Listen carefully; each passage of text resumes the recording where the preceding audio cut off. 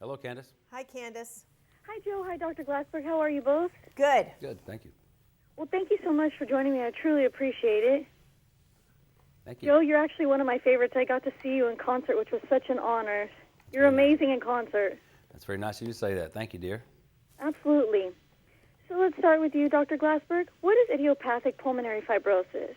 So idiopathic pulmonary fibrosis is a scarring disease of the lungs, predominantly in the bases of the lungs, that impairs oxygen getting out to important organs in your body like the brain, the liver, the kidney, the lungs. And when that happens, patients develop severe shortness of breath, cough, dry cough, and sometimes chest discomfort. The symptoms can be very much mimicked by other lung diseases more commonly, like asthma, emphysema. And so patients are often misdiagnosed, but the biggest problem is they don't see their doctor early enough so that they can get an accurate diagnosis, referral to a pulmonologist, and be made available of what's available for them now in 2016. Who is at risk for the disease, and can it affect people of any age? So it can affect people a variety of ages, but really it's mostly a disease of men above the age of 55 who are Caucasian and are ex-smokers. That's its target. But we do see women with the disease. We see younger people with the disease. I mean, Joe will tell his story of his dad who was in his 40s. But mostly it's men above the age of 55. Can it be treated? Yes. So we have a lot of resources now to manage the disease in 2016. We can replace the oxygen that they can't get from the air every time they breathe by giving them supplemental oxygen.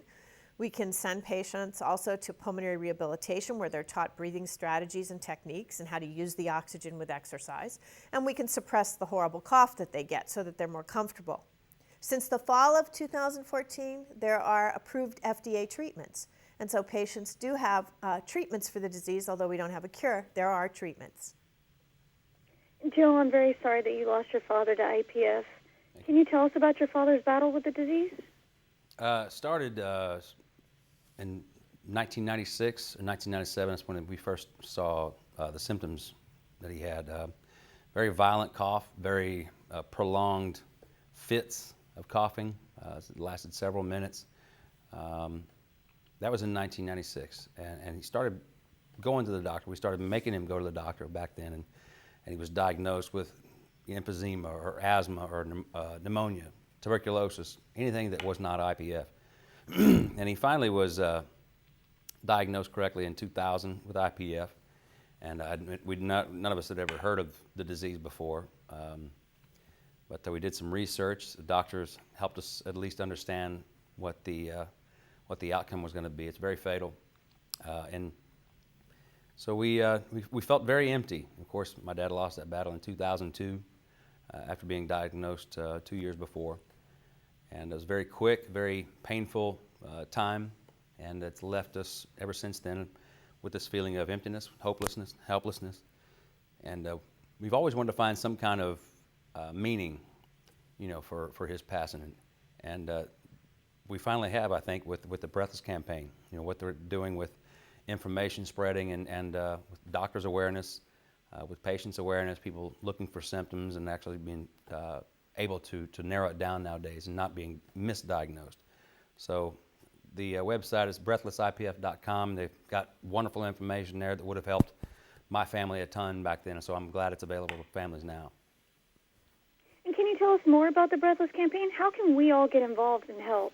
Well, social media is a big thing. The doctor would tell you it's a huge thing to spread the word about it. Like I said, it's a very, very unknown disease. It's very serious, very dangerous.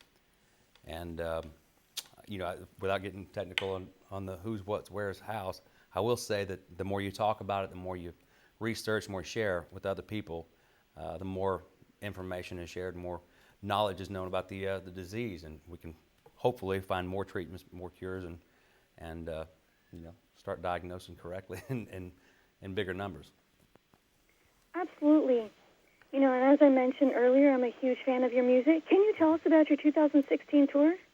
The first thing I'll tell you is it's starting in Canada. It's going to start in Canada in mid-April. So we'll have a very busy year this year since we're not in the studio completing the album. It's almost done. So by the time the tour starts up, we'll be finished with the record, and we can focus just on touring. So new single coming out within the next 6 to 8 weeks, and the new album should drop probably in November. I can't wait for that. Thank you. Do you have a favorite song or one that you look forward to performing most at your concerts?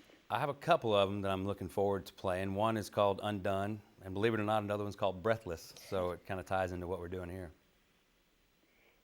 And I love your rendition of Merle Haggard's song Footlights on your album Crickets. Thank What was your experience like recording it, and why was it important to include it on this album? Well, it's kind of a tribute to my father. It was his favorite Merle Haggard song since I can remember. Since my earliest memories, I think he was playing that song, and always very fond of it. And I felt like it would be appropriate to honor him on a record in this way. So the song is very dear to me. It made the album, I think, complete. It offered some very good meat. I like to call it the meat of the record. You know, something that may not be a single to radio, but something that has a very personal meaning to me. Absolutely. Well, thank you, Joe. Thank you, Dr. Glassberg. Where can we go for more information on idiopathic pulmonary fibrosis and information on your album and tour, Joe? Well, I think breathlessipf.com is where you should go first and foremost. Check out all the information they have there. Like I said, signs, symptoms, everything. They got a lot of information to be had. And my website is joenichols.com or @JoeNichols on Twitter. Well, thank you both so much. I truly appreciate you taking time out of your busy schedule to speak with me today.